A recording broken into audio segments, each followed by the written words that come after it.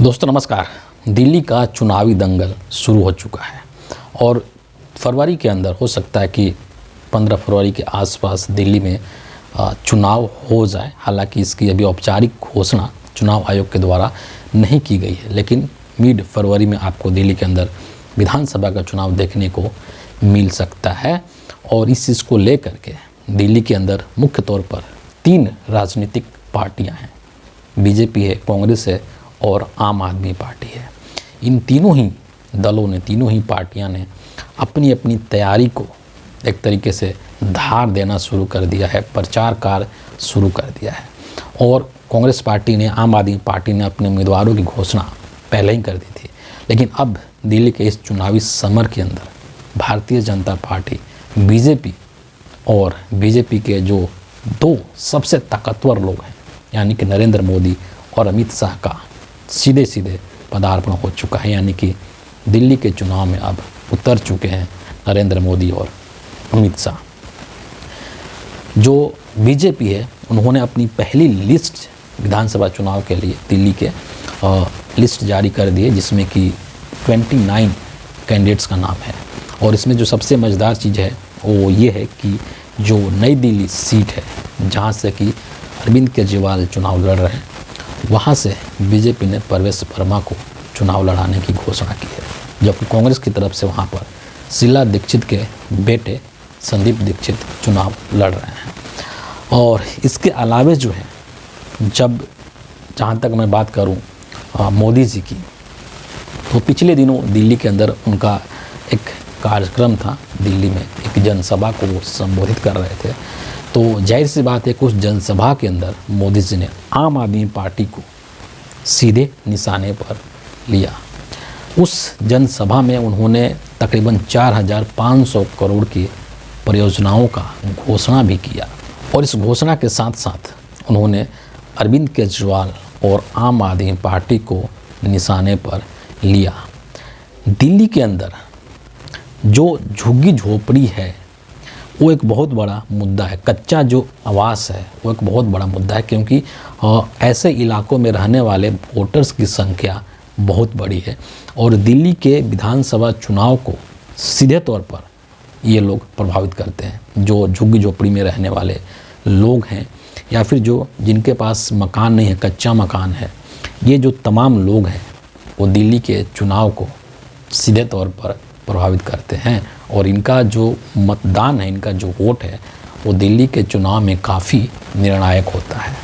और इसी को ध्यान में रखते हुए नरेंद्र मोदी जी ने अपनी उस जनसभा के अंदर दिल्ली में जो अशोक विहार एरिया है, वहाँ पर 1,675 फ्लैट्स की चाबियाँ उन्होंने लोगों को सौंपी।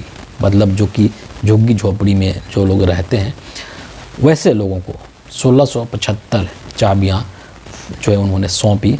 और उसका नाम स्वाभिमान फ्लैट्स करके इस तरीके से रखा गया है। यहाँ पर जो मोदी जी हैं, उन्होंने एक बहुत ही दिलचस्प बात कही। उन्होंने कहा कि अगर मैं चाहता तो मैं भी अपने लिए शीश महल बनवा सकता था, लेकिन मैंने खुद के लिए शीश महल बनवाना ज़रूरी नहीं समझा, बल्कि दिल्ली के गरीब जनता के लिए, दिल्ली के झुग्गी झोपड़ी में निवास करने वाले लोगों के लिए मैंने स्वाभिमान फ्लैट्स बनवाए और उनको सौंप दिए। ये बात तो मोदी जी ने कह दिया। और शीश महल का जो मुद्दा है, जो कि केजरीवाल जी से जुड़ा हुआ है, उसको बीजेपी काफ़ी तवज्जो दे रही है और उसको ज़ोर शोर से उठा रही है।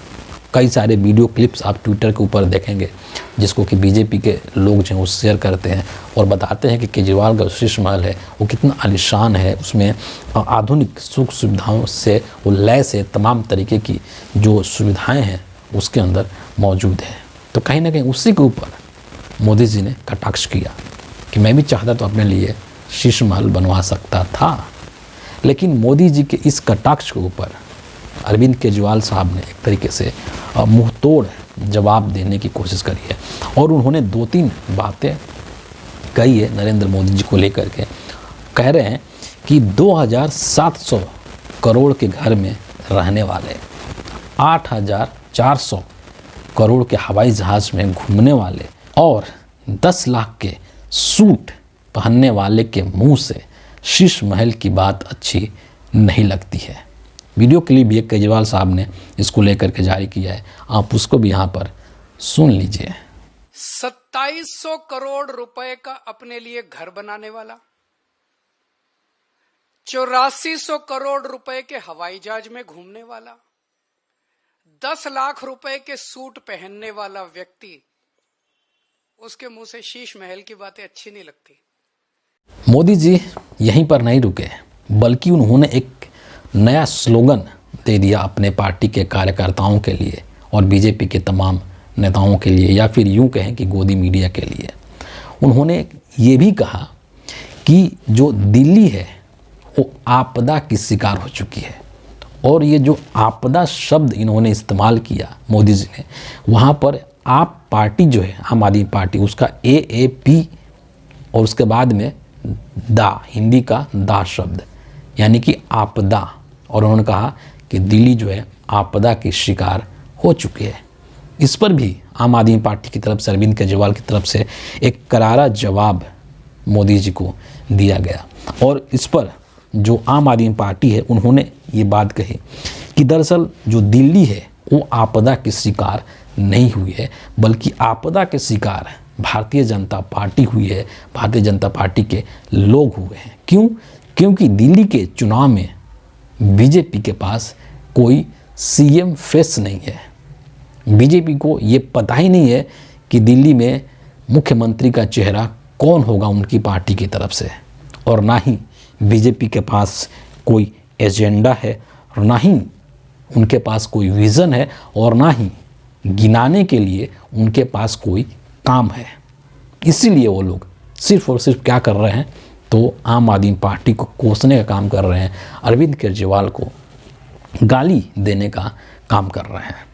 मामला यहीं तक नहीं रुका। अमित शाह कहाँ पीछे रहने वाले थे, उन्होंने भी एक ट्वीट करके और आम आदमी पार्टी पर निशाना साधने का काम किया। और अमित शाह ने लिखा कि शराब घोटाला, मोहल्ला क्लिनिक घोटाला, CCTV कैमरे और बस खरीदने में घोटाला, और साथ ही साथ शीश महल घोटाला, ये तमाम जो घोटाले हैं, इन सब के लिए सीधे तौर पर आम आदमी पार्टी के मुखिया संयोजक अरविंद केजरीवाल जिम्मेदार हैं। ये जो दावे हैं एक दूसरे को के खिलाफ, जो आरोप प्रत्यारोप का दौर है, ये चुनाव तक चलता रहेगा। ये बहुत ही सामान्य सी बात है, इसमें कोई अचरज वाली बात नहीं है। लेकिन अगर 2 मिनट में यहाँ पर हम दिल्ली के चुनाव को समझने की कोशिश करें कि ये चुनाव किस दिशा में जा रहा है। यद्यपि दिल्ली विधानसभा चुनाव को लेकर के जो भी सर्वे आ रहे हैं, उसमें अधिकांश जो सर्वे हैं वो ये बताने की कोशिश कर रहे हैं कि दिल्ली में आम आदमी पार्टी, अरविंद केजरीवाल काफ़ी आगे है और पूर्ण बहुमत की सरकार बना सकती है। लेकिन यहाँ पर मैं आपको ये भी याद दिलाना चाहूँगा कि आपके समक्ष हरियाणा का एग्जाम्पल है, आपके समक्ष महाराष्ट्र का एग्जाम्पल है। इन राज्यों में भी तमाम जो सर्वेस हैं वो यही कह रहे थे कि वहाँ पर बीजेपी हार रही है और वहाँ पे इंडिया अलायंस और कांग्रेस पार्टी की सरकार बन रही है।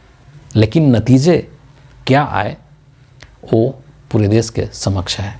और दिल्ली में इस बार जो स्थिति है वो नरेंद्र मोदी के लिए तो कठिन है ही, लेकिन अरविंद केजरीवाल के लिए भी इतना आसान नहीं है, क्योंकि आम आदमी पार्टी पिछले 10 साल से दिल्ली के अंदर सत्ता में है, शासन में है।